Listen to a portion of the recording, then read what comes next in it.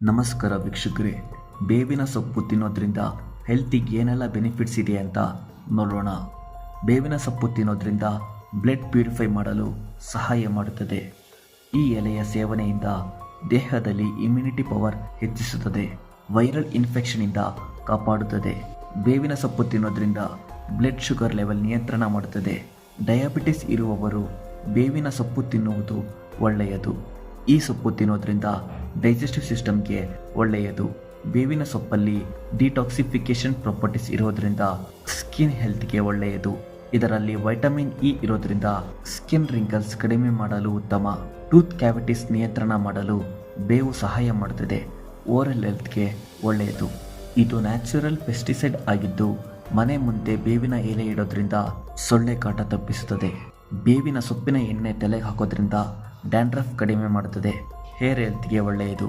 ಬೇವಿನ ಸೊಪ್ಪಲ್ಲಿ natural coolant ಅಂಶ ಇದ್ದು ಸಮ್ಮರ್ ಟೈಮಲ್ಲಿ ಇದನ್ನು ತಿನ್ನೋದ್ರಿಂದ ಬಾಡಿ ಟೆಂಪರೇಚರ್ ಕೂಲ್ ಆಗಿರುವಂತೆ ಮಾಡುತ್ತದೆ.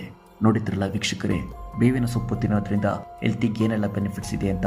ಬೇವಿನ ಸೊಪ್ಪು ತಿನ್ನಿ, ಹೆಲ್ತಿಯಾಗಿರಿ ಅಂತ ಹೇಳ್ತಾ ಇದೇ ಥರದ ಯೂಸ್ಫುಲ್ ಇನ್ಫಾರ್ಮೇಷನ್ಗೆ ಈ ಚಾನಲ್ನ ಸಬ್ಸ್ಕ್ರೈಬ್ ಮಾಡಿ. ನಮಸ್ಕಾರ.